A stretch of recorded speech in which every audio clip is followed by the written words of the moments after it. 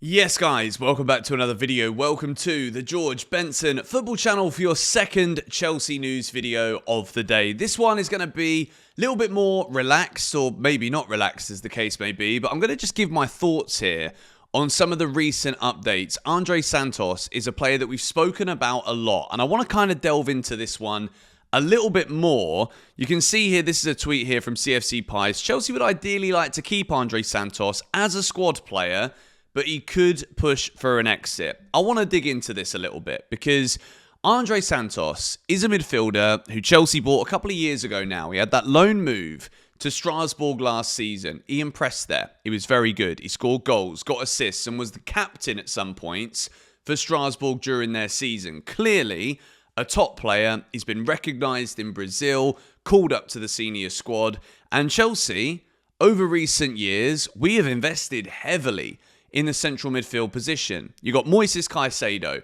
over £100 million. Enzo Fernandez, also over £100 million, and very quickly growing into that shirt. Caicedo, it was pretty clear as soon as he signed, that is the defence midfield reinforcer. He's going to be there, and if he's fit, he plays every game because he's world class. Enzo Fernandez might have taken a bit more time, but he's absolutely now in that conversation of delivering game after game for Chelsea, and is almost an undroppable player.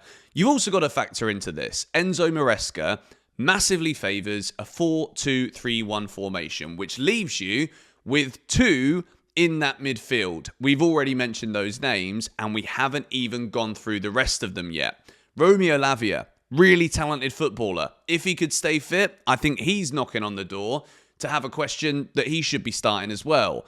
Dario Isugo, another player that's been brought in, quite similar in terms of where he likes to be on the pitch to a Caicedo, and I don't think Isugo is going to be knocking on Maresca's door anytime soon, being like, why am I not playing over Moises Caicedo? So I don't think we have an issue there. Andrey Santos is a player who is still very young, has done very well at Strasbourg, but is that enough to immediately be coming to Chelsea and being like, play me or I'm out? And I'm not saying that that's what he has said, right? And I can see there's a lot of people on the timeline that are absolutely freaking out over this, which is why I wanted to make a video about it, because I want to kind of look at it from both angles and all of the different angles and ways of looking at this. Because if you read it again, Chelsea would ideally like to keep Andrey Santos as a squad player, but he could push for an exit. That isn't saying Andrey Santos wants to leave.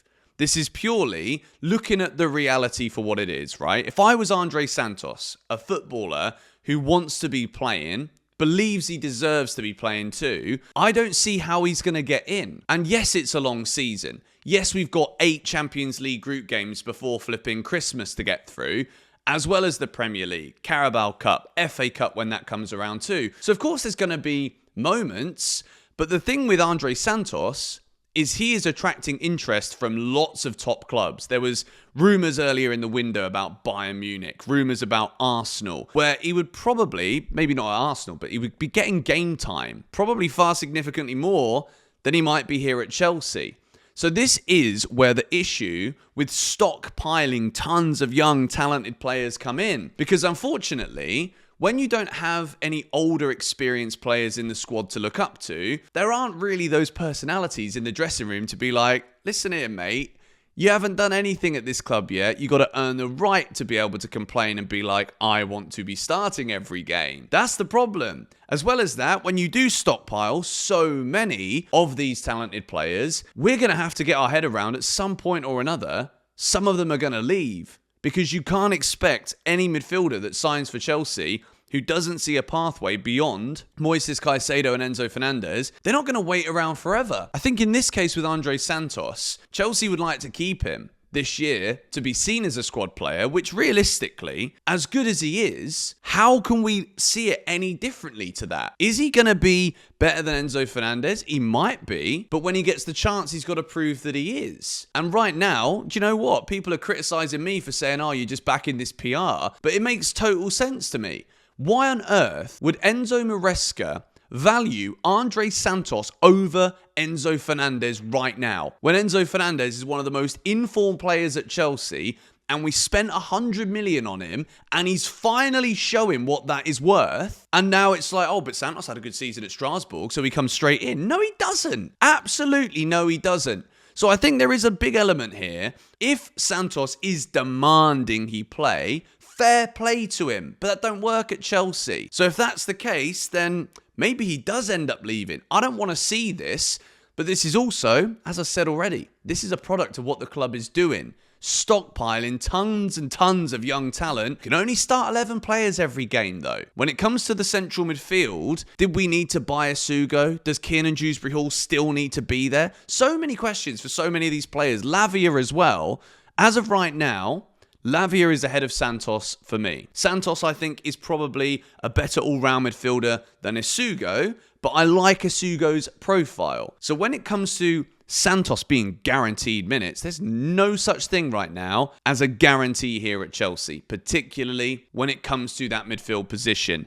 But just to make it very clear, I think Andrey Santos is a phenomenal player. I want to see him being given opportunities, and I'm not actually surprised that we didn't see too much of it in the group stages because he is such a young player.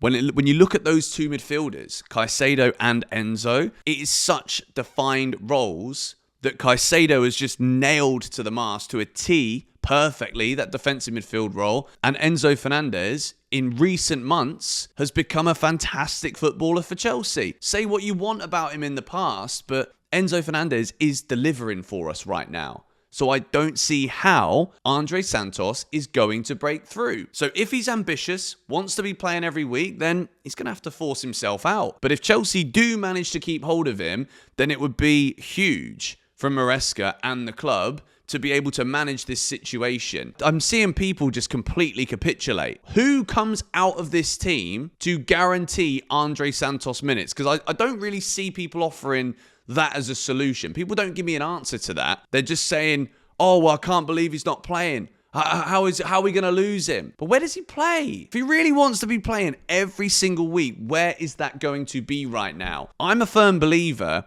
that hard work trumps all. And if Andrey Santos really wants to make it at Chelsea, which I believe he does, then I think when he's given those opportunities, because there will be opportunities, prove that you should be in there. That is the perfect kind of environment that Chelsea want to have. If we've got so many players that are good enough, that believe they should be playing every game, then this is a great functioning environment. My big concern with this is that because there isn't experience and leadership in that squad, when there's so many young, big egos in there, how do we put a lid on this? How do we make the young players that have had a good loan move understand it's not quite how it works here? You can't demand anything. And again, I want to make it clear because people misconstrue my words all the time. I'm not saying that Santos is doing this. It's June the 27th, for goodness sake. We haven't even seen a flipping pre-season ball kicked yet. I'm not treating this Club World Cup like the pre-season. I want to win it. £100 million at stake, for goodness sake, and a bloody lovely golden shiny trophy. You know what I mean? I think it's still very early. But again, if there are big clubs interested, I wouldn't be surprised to see Santos move. And I don't really see what we can do about it to stop it, to be quite honest with you. So this is also interesting. Chelsea could sign as little as 2 or 3 players this summer. The club are not expecting a summer like 22 or 23. Much will depend on sales like Christopher Nkunku, whose departure would see Chelsea target a versatile forward. Moves for a left-back, centre-back, goalkeeper will depend entirely on if the club can make sales. If Christopher Nkunku doesn't leave, what does that mean exactly? Christopher Nkunku's not wanted to be at Chelsea now for quite some time. What, if we don't get the right offer, we're just going to make him stay there, and as a result of that, we won't improve the squad by buying someone that would actually improve us? This is a bit of a concern. I'm not going to lie to you. I think Christopher Nkunku was gone in January, basically. But Chelsea, because we've spent so much money, we can't just let players go anymore. We've got to get the right fees in to be able to bring the right players in. So instead of having 5 or 6 central midfielders, surely it would have been significantly better squad planning to actually have some more options in the attacking areas that fit the way that we want to play. But remember what Todd Boehly said a few months ago, or a few weeks ago now, we've done the majority of our investments. quote, almost. That's not exactly what he said, but he basically said, we've already done most of the investments. We're just going to be kind of just like adding some extra players in there now. And look, if Chelsea do sign 2 or 3 players this summer, then I think those have got to be 2 or 3 great players. Otherwise, how is the squad going to improve? When you look at Arsenal, Man City, Liverpool, that already leaves basically only 4th place up for grabs. And look, I do support this young Chelsea team. I think we showed towards the end of the season, they gave us something to back. They gave us performances and results that were so backable. And I'm excited for the new season. Of course I flipping am. I'm a Chelsea fan. I love watching Chelsea play football. But I'm thinking and looking at this window so far, and 55 million for Jamie Gittins is a huge gamble. It could be seriously overpaying. You know, we turned our nose up at an extra 3 or 4 million for Mike Maignan. So when we read this again, moves for a left-back, centre-back, goalkeeper will depend entirely on if the club can make sales. Without jumping the gun, I think the club should be able to make some sales. But to be in this position again, where we're in a summer where we have got 10 plus players that we're looking to sell, the stockpiling thing, man, surely we've got to understand that we've kind of done all of that stuff now. Let's go out there and actually buy some serious improvements to this squad. There's also another story here. Emiliano Martinez is not a target for Chelsea right now. That came from Ben Jacobs. And we also heard earlier in the day that potentially he was a target. Chelsea and Man United have received encouragement from the camp of Emiliano Martinez. That comes from Tom Colomos. Now, Chelsea missed out on Mike Maignan.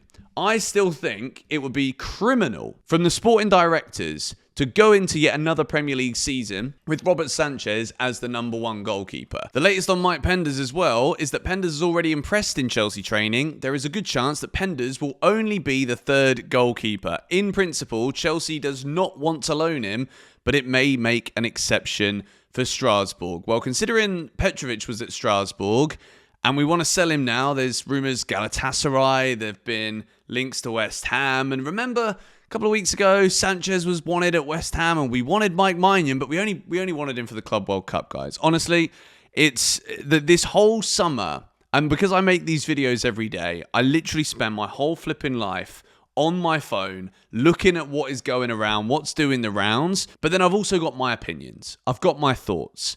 And for me, there's no way Robert Sanchez, Philip Jorgensen are good enough goalkeepers to be the number 1s and number 2s at Chelsea if Chelsea want to be serious and go and try and win the league, which is what we should hopefully be trying to do now. Penders won't go on loan, but if it's Strasbourg, he will. What that means is Penders is probably going to Strasbourg, ladies and gentlemen. Honestly, it's absolutely crazy. And you see, it's the same time, basically, every single day that we're reading all of these different briefs. But I think to summarize this one today, we're also looking to offload Joao Felix now to Saudi Arabia. Will Felix want to go to Saudi Arabia? Like, we've got to seriously get better when it comes to this squad building. And look, if it is 2 or 3 players, I know that everyone is freaking out about this. Make them really flipping good ones. I don't think Jamie Gittins counts as a player that elevates Chelsea to the next level. I think he could be a good player, yes, but it's not really that elevating signing. In terms of sales, I think there's at least 10 players that need to go. But then as a result of that, let's actually go out there and improve in the goalkeeping, centre-back, left-back positions, because at the moment, it's looking difficult. Jared Branthwaite is on the verge of signing a new contract to Everton. That's another centre-back that Chelsea reportedly wanted off the market. All of a sudden, the windows, lots of teams this window are trying to get business done early. That's the right way to go. We've seen this before when Chelsea did it, when we bought in Cesc Fabregas. Of course, we flipping went and won the league. So getting business done early is important. At the moment, we're focused on the Club World Cup, focused on Jamie Gittins and, you know, getting bent over by Dortmund, paying the World Cup tax that we didn't want to pay. Oh, man, this is a big window. It's a big window. I've said it countless times. It's time to get it right, ladies and gentlemen. Let me know your thoughts on all of this today. I was going to do the Benfica preview now, but I thought, you know what, this whole, just looking at Chelsea Twitter in particular online, it's insane. It's absolutely insane. People are just, the meltdowns on a daily basis. And I know that people listen to like one quote in a video of mine, clip it up, and then they'll be like, well, that's what Benson thinks. Benson thinks Fernandes is rubbish. Like, it's mental. So I wanted to just do this bigger one today, longer video, talking about the Santos situation, the midfield situation. I don't want to see these players that I think are really solid footballers sold. I don't want to see it. But I also got to be realistic. How is he going to fit in right now? And if he doesn't want to be a squad player, then he's going to go, isn't he? Like, I don't know. Let me know your thoughts on all of this in the comments down below. Thank you guys for watching this video today. Tomorrow morning, there will be a Benfica match preview. And then we're flying to Charlotte. Big game. Round of 16 for a place against Palmeiras, Estaval's team, or Botafogo in the quarterfinals of the Club World Cup. And by the way, if you're watching this video at the very end, I strongly advise you follow me on Instagram right now because I'm doing a giveaway on a reel on Instagram in the comments section for 2 Benfica Chelsea tickets tomorrow. So get involved. If you're still watching this, I'll see you guys there.